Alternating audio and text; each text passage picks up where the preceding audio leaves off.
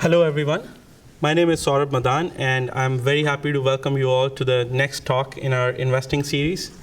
I couldn't be more pleased than to have here in person none other than James Grant. Mr. Grant has a lot of accolades and accomplishments that I'm going to talk about. But just to give you a little bit of a flavor, he has a fantastic personality and a charm with one-liners. He comes up with them magically. So before this talk, we came here to this room for the talk. He was telling me, he said, I'll explain investing to you in one sentence. And he said, brilliant investing is when everybody agrees with you. And he paused for 5 seconds and said, later.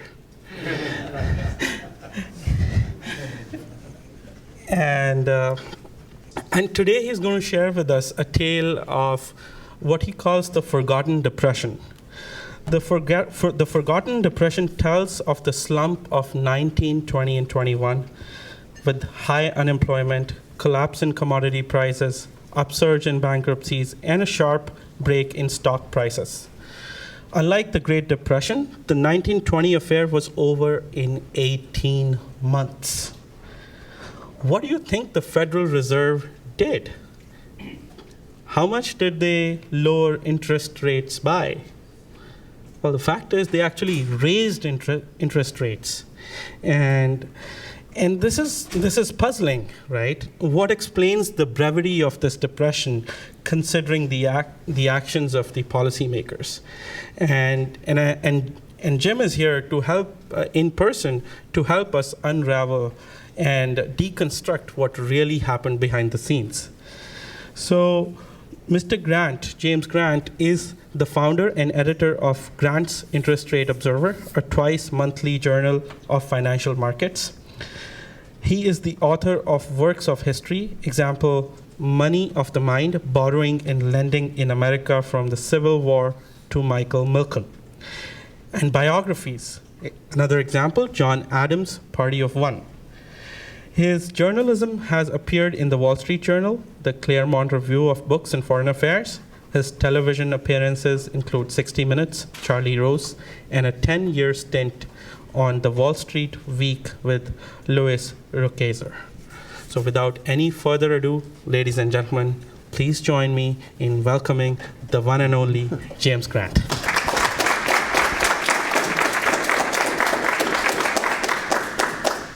Well, I thank you, and I thank Google, and I thank the worldwide television audience. I'm going to stop displaying the merchandise, but thank you for the thought. May I begin by inviting you to imagine that we are removed in time to the late 17th century, and it's about 1685, and you are in a London coffee house, and you see two of your acquaintances. One is Sir Isaac Newton, and the other is Sir William Petty. Now, Petty will turn out to be one of the founders of modern economics, and of course, Newton's reputation preceded him even then. Smart cookies, both of them, and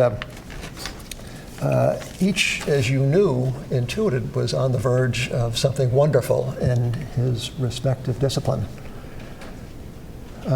Imagine now that you, a citizen of the 17th century, are transported in time and in life to the present day, and you are informed that the physicists have recently discovered the God particle. Whereas the economists, who in 2008 failed to predict the biggest cyclical event of their professional lives, are debating the efficacy of 0% rates, or is it negative percent rates, or is it something else? Plainly, physics has made a different kind of contribution to human society than economics has. So I stand before you in a most unlikely setting in which to propose the thesis that in matters of money and credit, the world has gone not ahead, but rather behind. if there's any audience and institution that ought to be skeptical of a claim that progress is not inevitable and wondrous and irrepressible, it surely must be this splendid company. But nonetheless, that is my thesis. I submit to you that progress, at least in the physical sciences, is cumulative. We stand on the shoulders of giants. In economics and finance, progress is rather cyclical. We go forward, we go back, but we keep on stepping on the same rake. And in the 4 hours given to me today, so generously by the company, I'm going to try to persuade you that we are, in fact, stepping on the rake of money. Now, it's a curious thing about money. We spend, now, as you can tell, I'm not an employee of Google. You might infer by the fact I did not get the memorandum about dress today. I'm on Wall Street.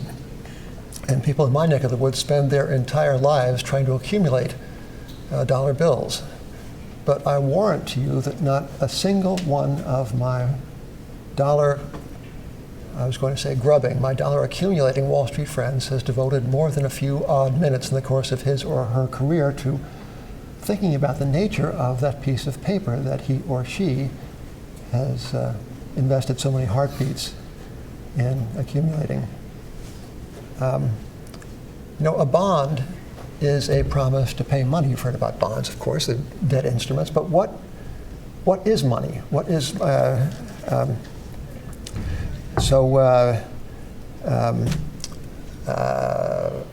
Chicago Cubs fans, and now the world is full of them, might be wondering about life the last time their team was this good. That was 1908. Famously, the Cubs have been unsuccessful since that time. They won the World Series in 1908. And to set out a marker in time, I am going to describe the financial and credit arrangements prevailing the last time the Cubs won the World Series with the present day, which is prospectively the next time the Cubs are going to go someplace besides home in October. The year is 1908, and here is the way the world worked with respect to money and credit. With regard to money, the dollar was defined as a weight of something tangible. Gold, $20.60 got you an ounce. That was written into the law. The dollar was convertible into gold at the option of the holder of the paper currency. Such seemed to be the logic of the constitutional stipulations about money. Article 1, Section 8 defined money as, talked about coining it. And in that same constitutional breath, Congress was given not only that right, but also the duty to set weights and measures. Money was a weight and a measure. Money is today something very different. It's become an instrument of national policy. As to credit in 1908, the stockholders of a bank were responsible for its solvency, which meant if an institution became impaired or insolvent, the stockholders got a capital call. That is, the courts ordered them to fork over the unpaid-in portion of the par value pro rata. So if you were a bank stock investor and your bank hit the rocks, the sheriff would come calling if you didn't heed the first call from the court.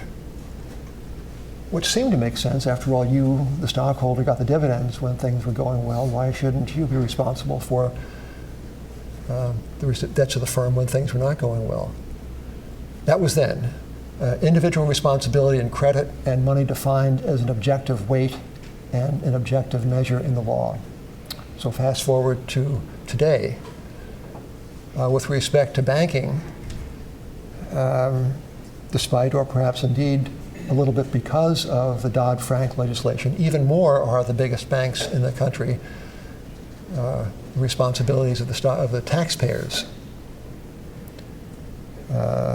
Risk to a great degree has been socialized, removed from the province of individual responsibility. As to money, why, what is it exactly? Well, it's not defined. A dollar is what the mandarins at the Federal Reserve and what the market in concert with the central banks, choose to make it. And here is an observation concerning the nature of modern money, central bank issued money. Since our sorrows of 2008, the world central banks have issued in the aggregate about $10 trillion worth of something called money. I mean, even a gold bug such as myself would not disdain to pick up a $100 bill if he saw it lying on the sidewalk. But note the effort required to materialize $10 trillion in purchasing power. The effort required is no greater and no less than that required to tap in anything on YouTube. The cost of production of money is zero. In times past, the cost was substantial. It required human labor to mine gold and silver. So the cost of production is negligible. The effort to recreate these units of currency is negligible. And all this we know. I mean, we somehow know it, even if we don't actually know it. We're aware that the money is increasingly pixels, no weight, no corporeal substance. It exists on a hard drive or in the cloud. We know that. Except here is a story about one of the not insignificant holders of American common equity, including Alphabet and Apple and Exxon Mobil and Facebook and the like. The holder in question is the Swiss National Bank, the Central Bank of Switzerland, the GNOME's own Federal Reserve. And the Swiss National Bank, like some sort of New York hedge fund, files a 13F form every quarter. A 13F form with the SEC enumerates the filer's holdings of common stocks. It gives them stock by stock. And the Swiss National Bank's filing is voluminous. And you look down, you see all these individual names. It owns 100,000 shares of this, 40,000 shares of that, a million to. Where did the Swiss National Bank get the money to do this? Why, it created it. It manufactured, it materialized, it conjured Swiss francs with which to suppress the unwanted appreciation of the Swiss franc against the euro. So it accumulates euros with francs that it invents for the purpose. And with those euros, it buys dollars. And with those dollars, why, it buys your company, buys shares in great tech companies, not so great industrial companies, all manner of companies, 2,600 different names in the 13F filing. Now, there's nothing really different, common stock versus bonds. The World Central Bank have bought like $10 trillion worth of bonds. But to me, the vivid nature of present-day money conjuring, of materialization of these units of digital script is ever so much more vivid when you think about something for nothing. And ladies and gentlemen, the purchase of actual interest in productive American enterprise is something. And the currency with which those shares were purchased is, in some sense, nothing.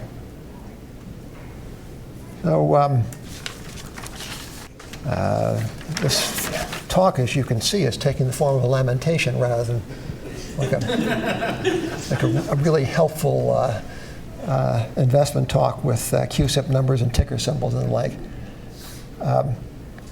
But I want to emphasize, I hope not to the point of ennui, but still to emphasize my basic thesis, which is that we are, to a great degree, the unthinking prisoners in a kind of hall of mirrors. We are living in the world of the central banks. And I only wish that more of us would speak up and protest, like, where's the exit? How do we get out of here? What was the movie in which the protagonist lived in a world of a TV set? Ah, yes, right. Well, that's our world in a way. We live in a hall of mirrors, and it's a very pleasurable hall of mirrors insofar as asset prices keep levitating and the rich keep getting richer. Nothing wrong with that, I suppose, if one is a member of that fraternity. But it is a world of artifice.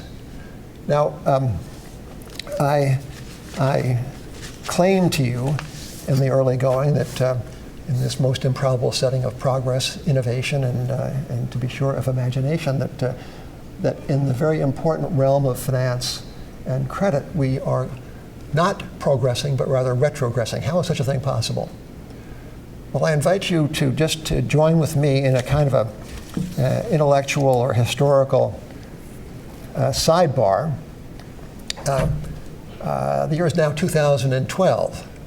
And as I recall, there was another presidential election. I can't exactly recall the name of the Republican candidate, something to do with Romney, I think.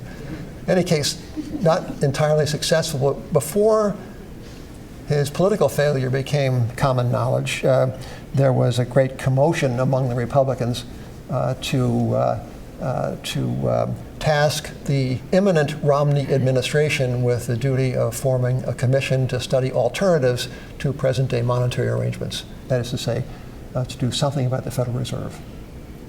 And this was called a gold commission. The idea was to pick out the best aspects of the monetary regime of yesteryear and perhaps to find a way out of our delightful, that is for the asset portion holding of the community, our delightful prison, our money prison. And this little thought bubble of a gold commission was met with polite smiles and in some cases outright derision by the savants in the economics profession, especially the academic world.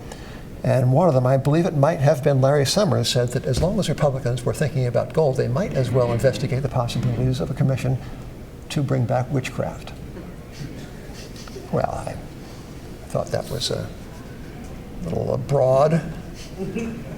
And it set me thinking about an essay by Hugh Trevor Roper, published some time ago. There's a delightful essay. I commend it to everyone who is in the business of improving the future and of seeing progress in action, namely everyone in this room. And it's called The European Witch Craze of the 16th and 17th Centuries. And in it, the author, Trevor Roper, sends up a warning signal against the common presumption that the history of thought traces a straight line from the darkness to the light. Far from it, as he shows by citing in evidence the outbreak of, quote, dark passions and inflammable credulities amidst the flowering of the Renaissance. The belief in witches was not, Trevor Roper writes, quote, as the prophets of progress might suppose, a lingering ancient superstition only waiting to dissolve. It was a new explosive force, constantly and fearfully expanding with the passage of time. Credulity in high places increased. Its engines of expression were made more terrible. More victims were sacrificed to it. The years 1550 to 1600 were worse than the years 1500 to 1550.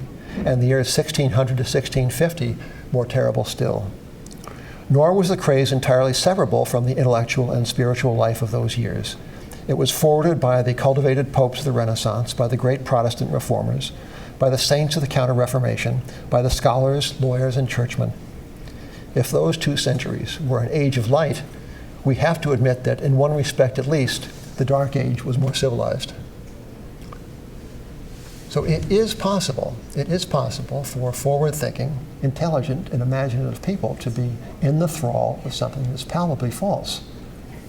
Could that something today be the doctrines of our doctors of economics? I suggest to you that it is. Now, I think 2 winters ago, I live in New York, and on Friday in January, the National Weather Service issued a forecast for a blizzard, and not just any blizzard. This was to have been the greatest blizzard in the history of New York since the arrival of the Dutch. It was okay by me. I love blizzards, and my wife and I made preparations for this onslaught, and we got ourselves a reservation at a local restaurant with a great picture window, and we arrived Monday, the day of the forecast storm, Monday night, to await this fabulous meteorological light show. And as we sat down to dinner and had a drink, and the evening wore on. We couldn't help but notice as the evening wore on that it wasn't snowing. And it's a lot to ask of the scientists. They write all the time. The storm did land, but 50 miles to the east. But I got to thinking about the nature of a snowflake, as beautiful as it is, I guess I was going to say as unique. It is unique. What snowflakes don't do is watch CNBC and, having imbibed the forecast, do their best to confound it through contrary, bloody-minded action. That's what snowflakes don't do. But we humans are exactly in that business. Sell us something that's going to happen while we make preparations.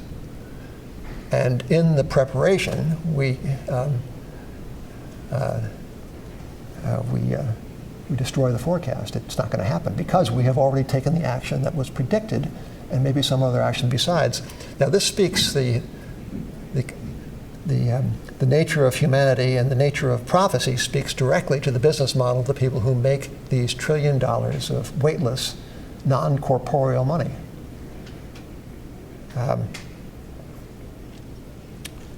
I'm going to favor you with the Federal Reserve has on its payroll 700 PhD economists, 700.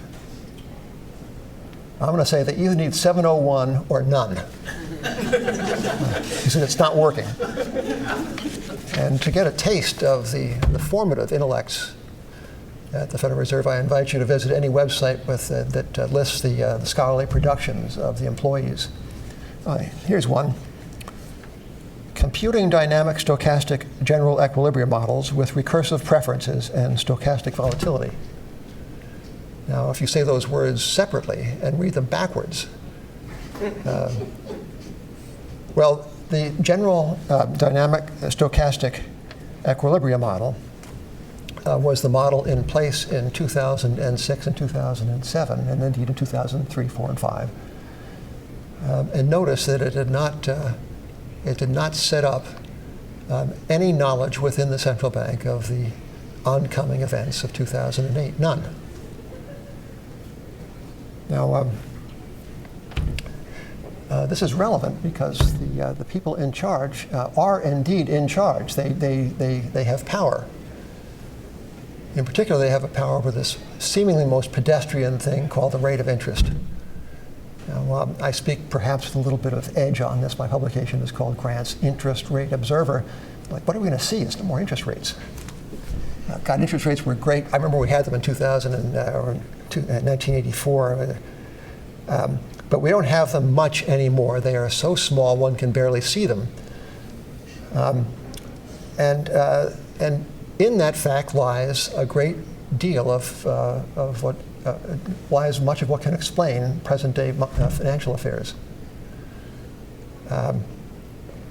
Interest rates are prices, critical prices. We use them to set investment hurdle rates and to calibrate risk and to discount projected future cash flows. They are probably the most critical prices in finance, yet they are under the thumb of the central banks of the world.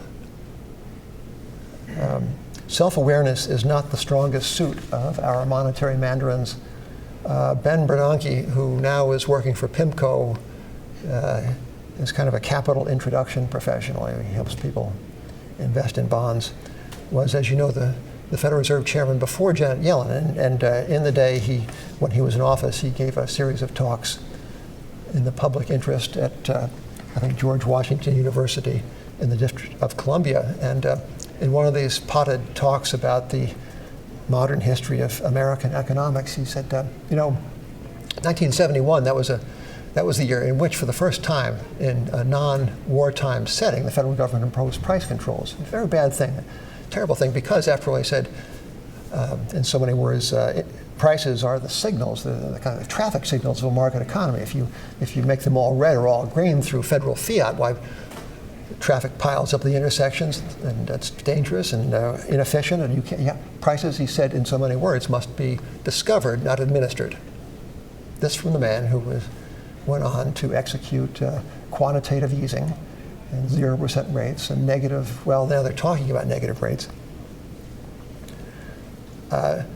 So I think that the critical failure of the present regime in money is the conceit that it is better for us that prices, these critical prices, be administered rather than discovered. A long time ago in the annals of this, since I started talking, it seems like a long time. To me, if not to you. My host made kind reference to this product.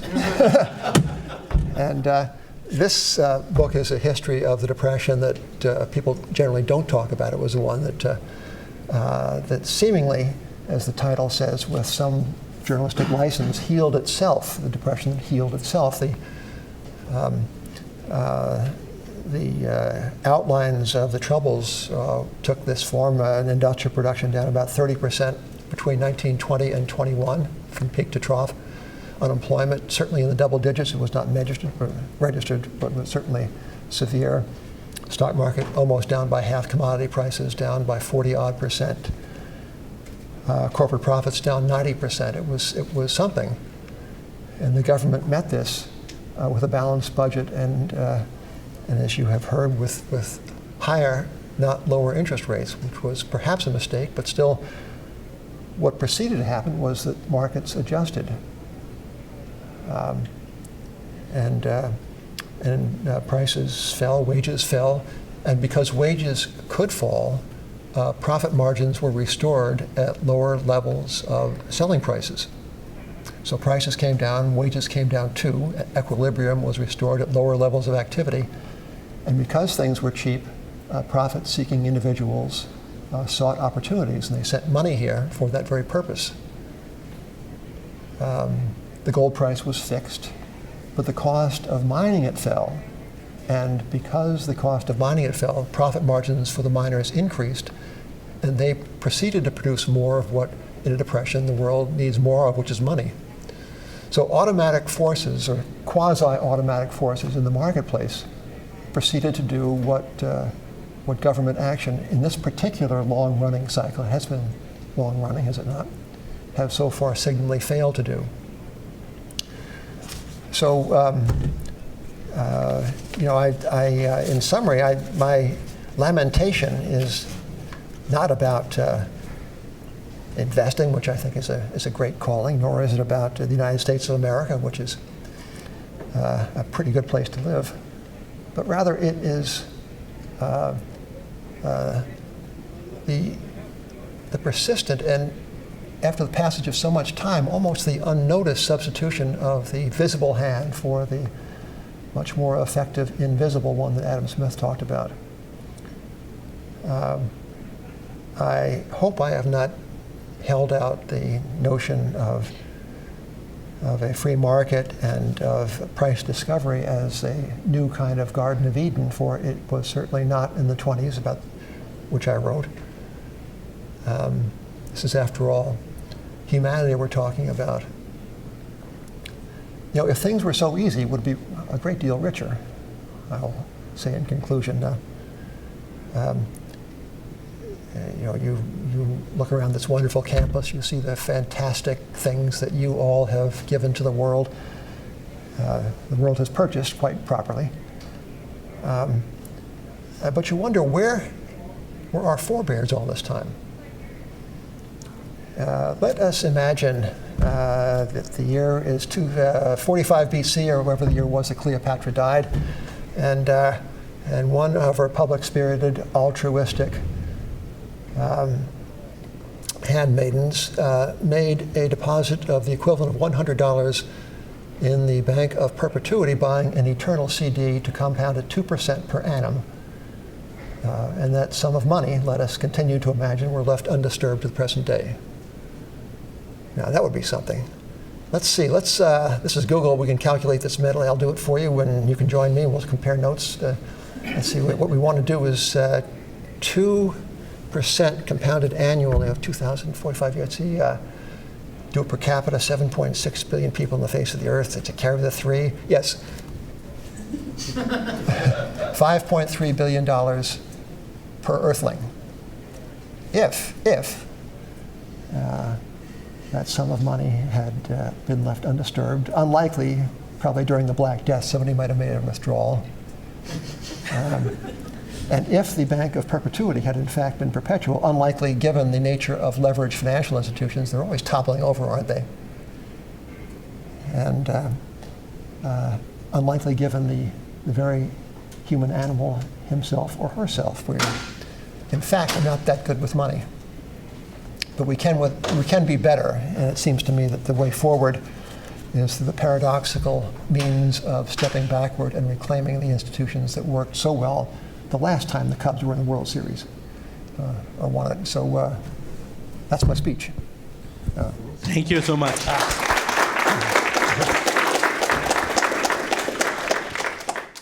We were having a brief conversation before the talk began, and you shared a couple of anecdotes which I thought would be very interesting for this audience.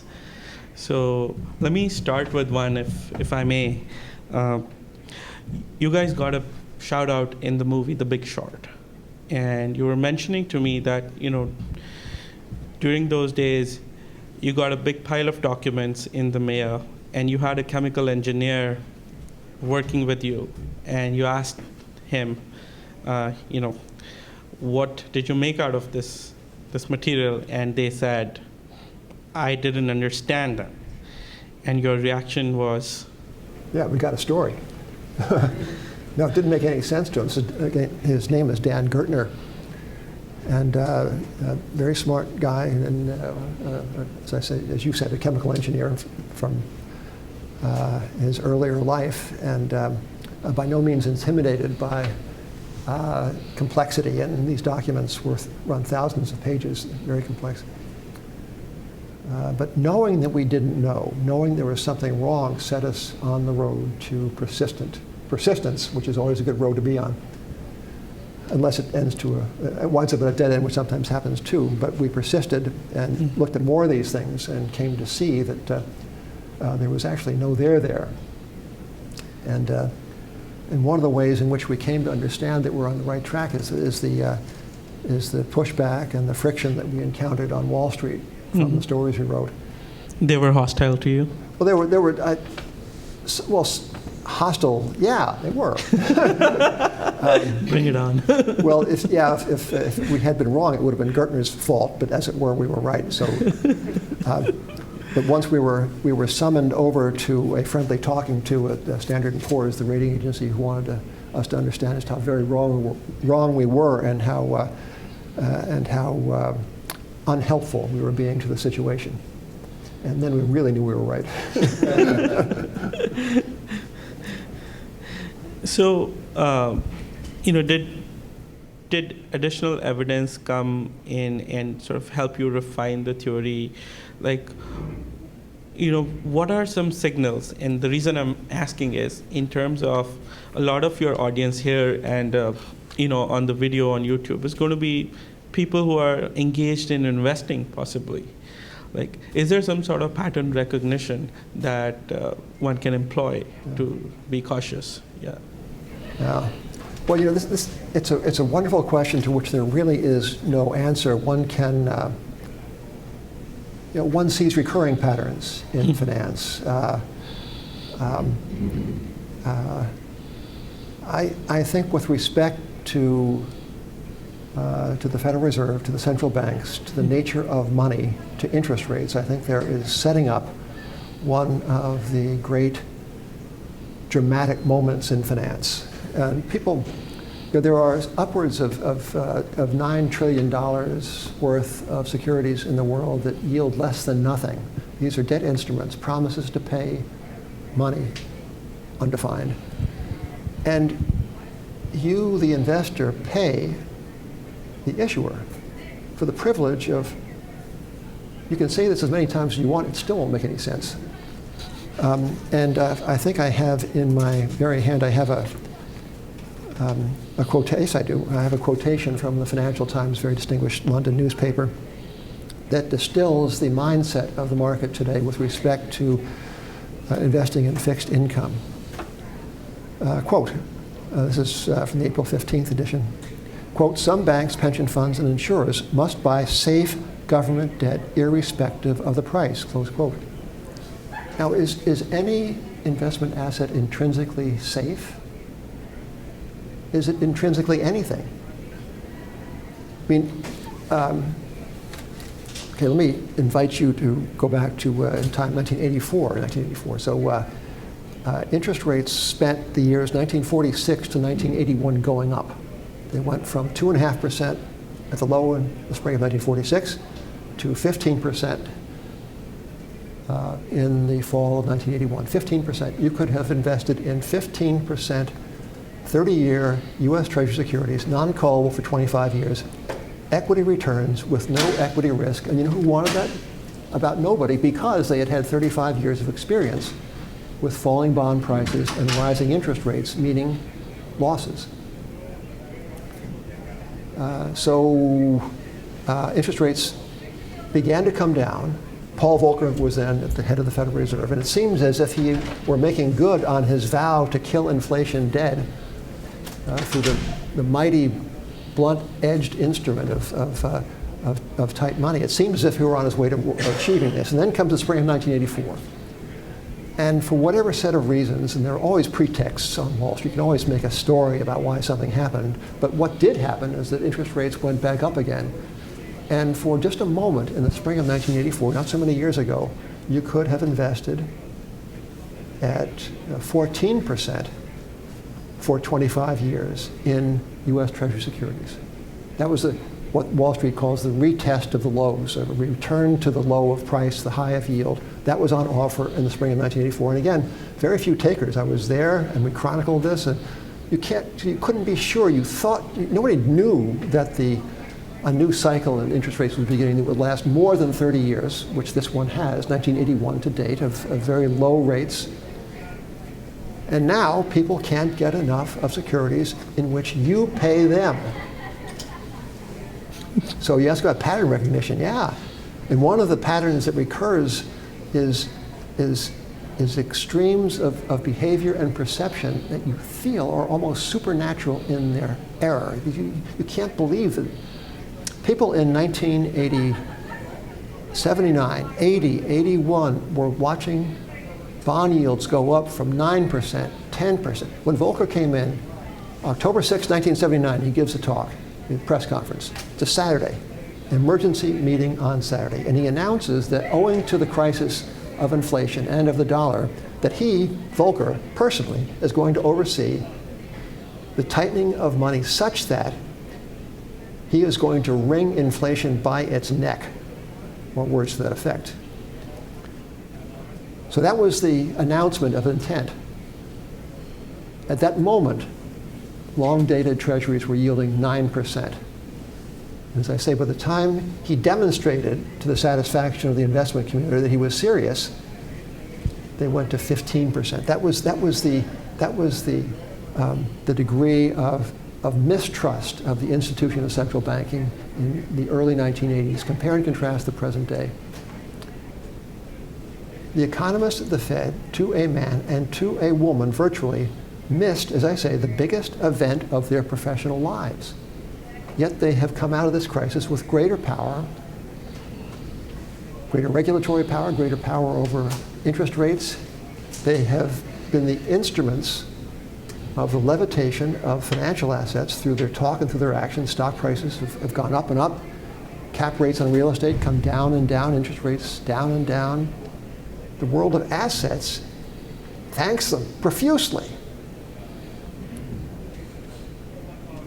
But it's a truism that the future promises lower returns the higher the price in the present. It's a truism that is hard to act upon if you're an investor. God, it feels good when it's going up. Charlie Munger says something that cannot go on forever has to come to an end. What does he mean? Well, that is entirely true, but I'm here to tell you, I think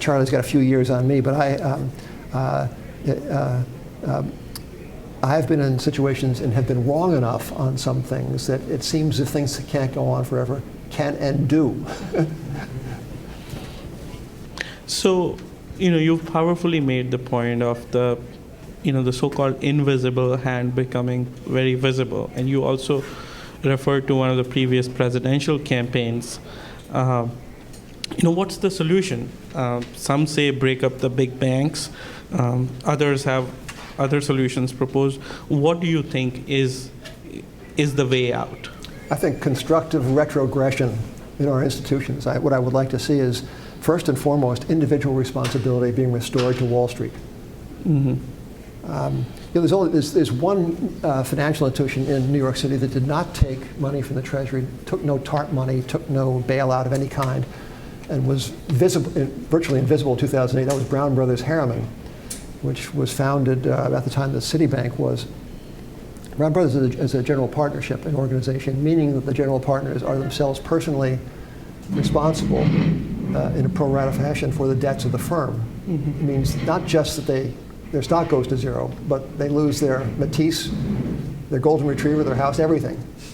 They have skin in the game, more than that. Yeah, so it's it would be nice to my mind to go back to stockholders' liability, mm-hmm. but without being punitive, one should insist that the people who enjoy the upside ought to be personally responsible in a leveraged financial setting for the downside. The downside is not just affects them, but affects all of us. So number one, I think, is to get away from socialized risk, which I think is corrupting to the republic, and certainly it's corrupting to finance. Mm-hmm. And then I think we have to get away from the PhD standard of monetary management, the discretionary rule by people who, as well intended and as well credentialed as they are the practitioners of a pseudoscience. I mean, they say, for instance, that prices must go up 2% a year. That's the verdict of the people who run monetary. Why? Why? Who says? Oh, they say, but they don't explain. Is it just not possible that by creating the extra credit with which to try to force prices in general higher, they create an increment of credit that does great damage to the structure of things in finance and in the real world? I mean, is it possible that by doing this, they create bubbles in real estate? In San Francisco and in New York, real estate values are back to levels from which they plummeted in 2006 and 7. So are we really, is this really the way forward? This command and control regime. The people tax the proponents of a new gold standard. They tax them with that it is an anachronism. Well, it does sound as if it were. Why not bring back the cutthroat razor with the sextant? Except there is a rather subtle distinction between things and methods, as in methods of money. What the the gold standard is about a defined monetary unit that is a weight in a measure. Mm-hmm. And around that defined weight in a measure, people, through collaborative means in markets, through the social media of markets, work out their own salvation. Now that sounds kind of contemporary, right? And if you cast it, the present day arrangements, as command and control, one thinks not of the enlightened 21st century, but rather of, say, Poland in 1957 or something, right? That's command and control. So I would say that the anachronism is really on the part of those who would defend rule by these I think they are intellectual pretenders, and I think it's high time that smart people began to look into the science of economics and say, or what? What are we talking about? If the rigor of science has to do with its predictive value, if you miss the biggest snowstorm, not by 50 miles, but by 5,000 miles, shouldn't we at least have a congressional hearing? Yep. So I'm going to try and lighten up the mood here a little bit. No, this is good. I know you're all fired up. So I was asking you about you had a degree in international affairs. I did. Right. And, Talk about pretense. No MBA, right? No. No MBA. I'm like the guy in Nashville who says, "Can you read music?" No, but that doesn't hold me back.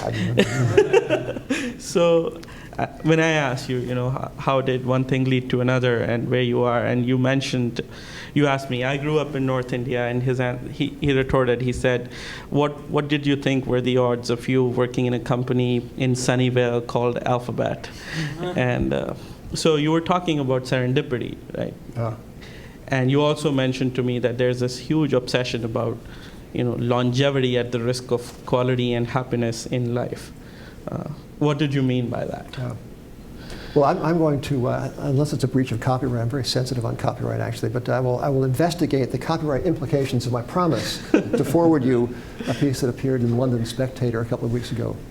It was a marvelous piece. It was written by an octogenarian, I think, who said that here he is, having achieved the modern be-all and end-all, which is to have achieved a certain age. He has not died at his biblically allotted 70, but he has lived beyond that. Maybe he might be 90.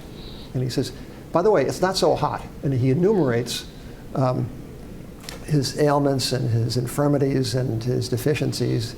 And he says, no, he says to young people, no, eat, drink, and be merry. And know that, he said, he's not talking about debauch. He's talking about living in the moment without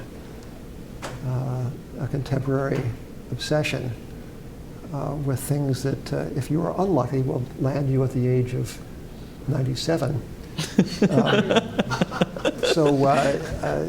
said that in closing, it's a very, very powerful line or two. He said, when I look back at my life, he says, the things that make me smile, things that give me pleasure, are when I drank too much and smoked too much and climbed too high and fell too far and tried too hard. Yeah. So go for it, Google. Thank you. Yeah. This is fantastic. So we're open for questions, folks. Yeah. Thank you, Mr. Grant, for coming to speak to us today. So a few days ago, maybe a couple of days ago, Donald Trump talked about essentially defaulting on U.S. government debt, and I was kind of surprised that the markets didn't seem to react at all to that at all. Do you think that as we get closer to a possible Trump presidency, that this might actually sort of slay one of the sacred cows? Well, Donald Trump speaks with authority in the matter of default. Dozens of companies, of course, hundreds have defaulted once in modern times. Many fewer defaulted twice. Many fewer still 3 and 4 times. Trump's resort and casino in Atlantic City holds the indoor record for having defaulted 5 times. So this man speaks with authority on the matter.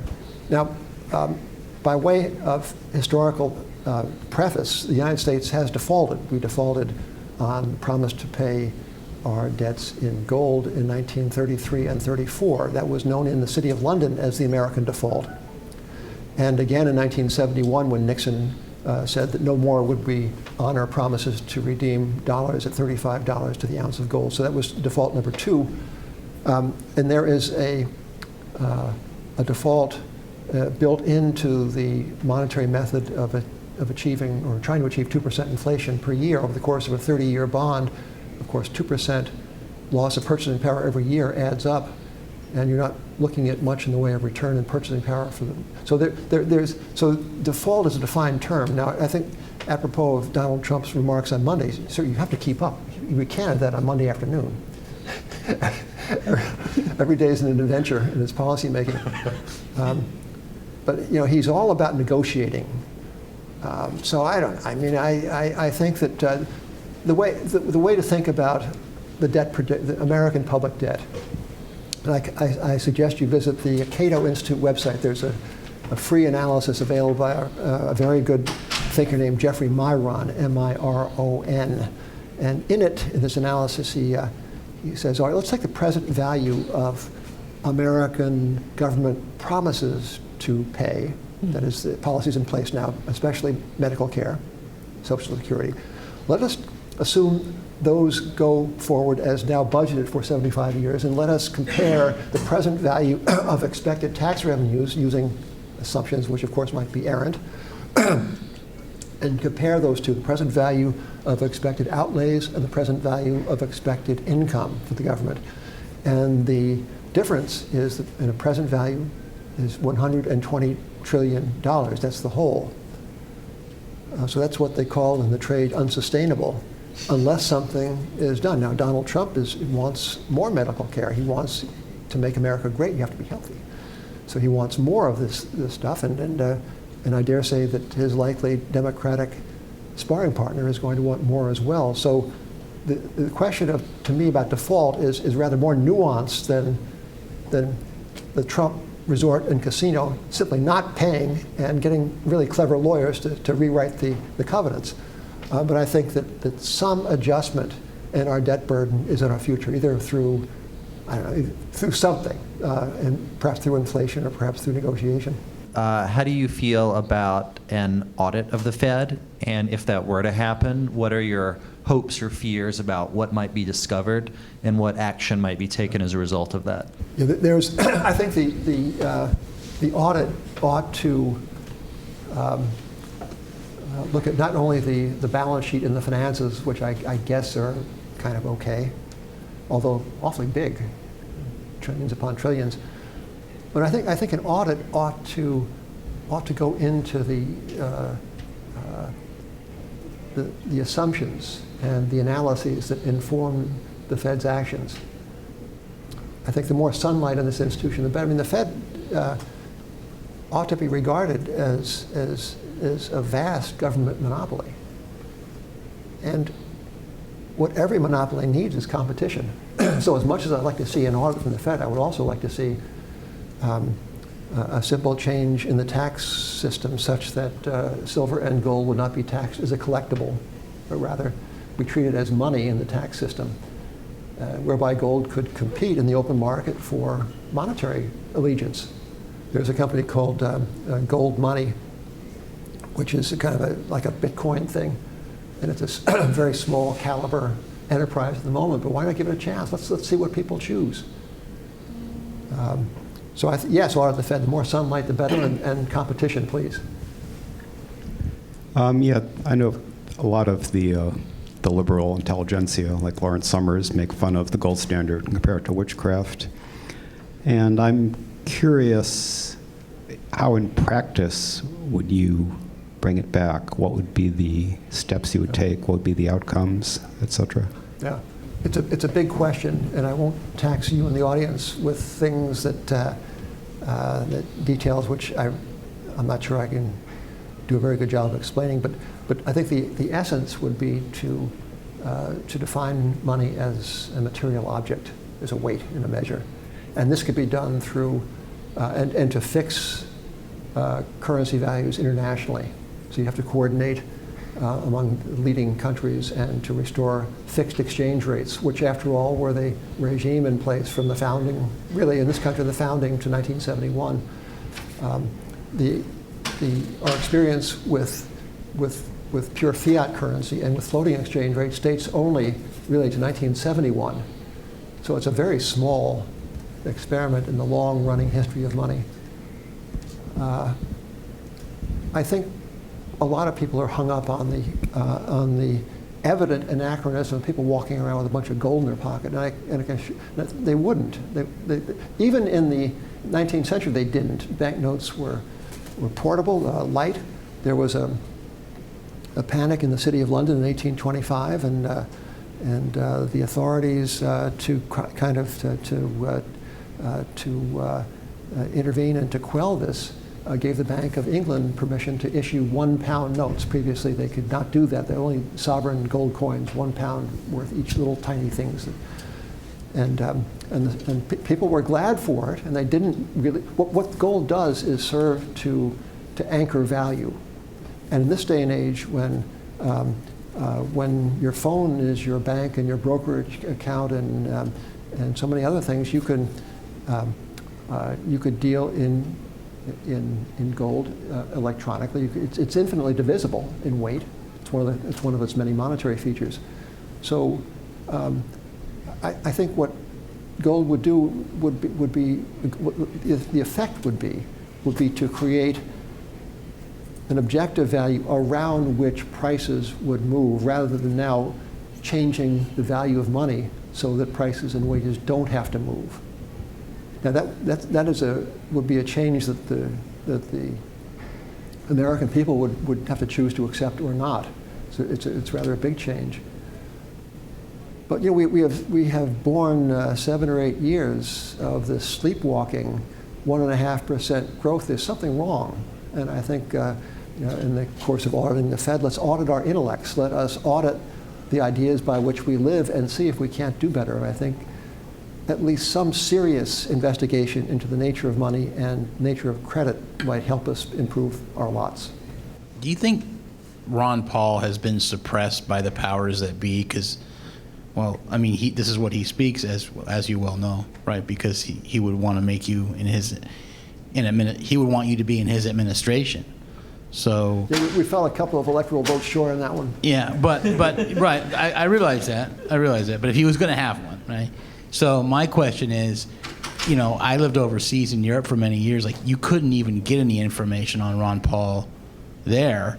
I was an English teacher at the time for bankers, actually, and they wanted to know about him, right? But even here in America, like, he gets a lot of people following him, but like the media squelches him. I think Ron Paul is regarded in the mainstream media as a crank. That is a fact. But one of the things that the World Wide Web has opened up is alternative methods of media, of journalism, of information, and I mean, try to suppress something. I mean, I guess Facebook maybe is trending the wrong things I read in the paper. Sure. But you know, I think that is evanescent. I think that the world finds out. I think that people know everything they want to know about Ron. I mean, I don't think there's a conspiracy of silence. I think there is a block-headed misperception of the way our financial affairs are ordered and the ideas that inform them. And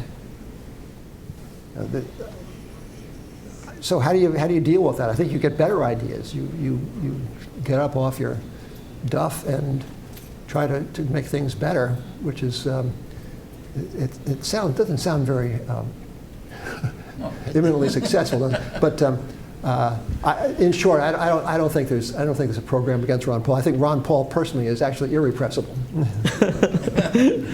Jim, thank you so much for being so candid and sharing your thoughts with us. We appreciate it very much. Thank you.